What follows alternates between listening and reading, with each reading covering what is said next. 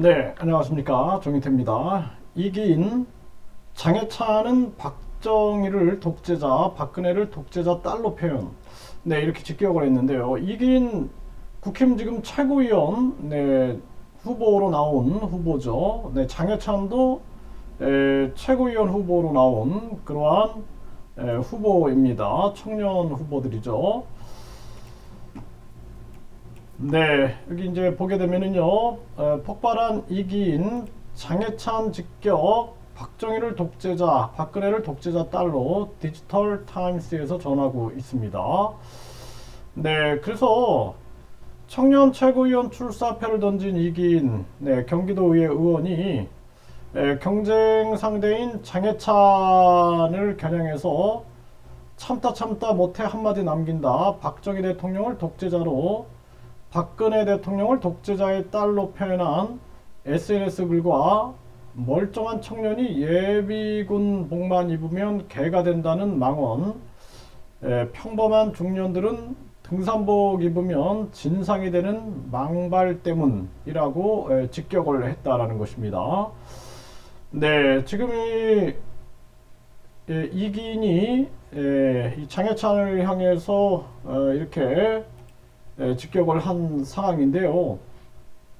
이 박정희 대통령, 박근혜 전 대통령 같은 경우에는 사실 이제 박정희 대통령, 저는 이제 우리 역사 속에서 보면은 대통령들을 잘한 거 그리고 못한 거 이런 거를 구분해서 판단을 해야 됩니다. 그래서 우리가 역사 교과서를 보면은 항상 그러잖아요. 잘한 거, 못한 거.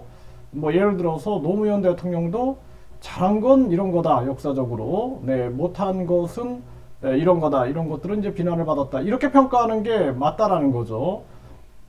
대한민국 대통령으로서 이제 국민들이 선출한 대통령에 대해서 항상 우리가 균형적인 감각을 갖는 것이 중요하다, 저는 그렇게 생각을 하고, 박근혜 전 대통령과 박정희 대통령을 연계해서 독재자의 딸로, 이 표현은 잘못된 표현인 거죠, 이거는. 그리고 박정희 대통령이 경제를 융성시키고 우리 부국 강병을 외치고 대한민국의 보릿고개를 넘기고, 이거는 굉장히 잘한 겁니다. 네, 그 특히 상견지명을 가지고 경부고속도로를 뚫고 그리고 우리나라 이 자존심과 자주적 경제성을 높인 부분들은 굉장히 잘한 부분이에요. 근데 이 헌법 나중에 그 유신헌법 만들어 갖고 계속 권력을 이어가고자 했던 부분들은 그거는 역사적 오점으로 남는 거죠. 네, 그래서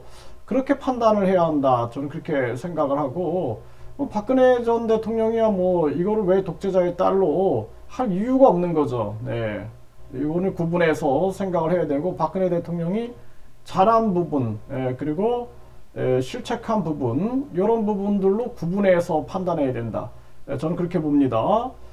김대중 대통령이나 김영삼 대통령, 또 노무현 대통령 다 마찬가지죠. 네, 잘한 건 뭐고 못한 건 뭐다. 역사가 평가하는 거죠. 역사가 평가하는 거. 그렇지 않고 그냥 박정희를 독재자다, 또 박근혜를 독재자 딸이다, 이렇게 얘기하면은 이 독재자다, 독재자 딸이다, 여기에서 어떤 가치나 의미적 판단을 내릴 수 없게 되는 거죠.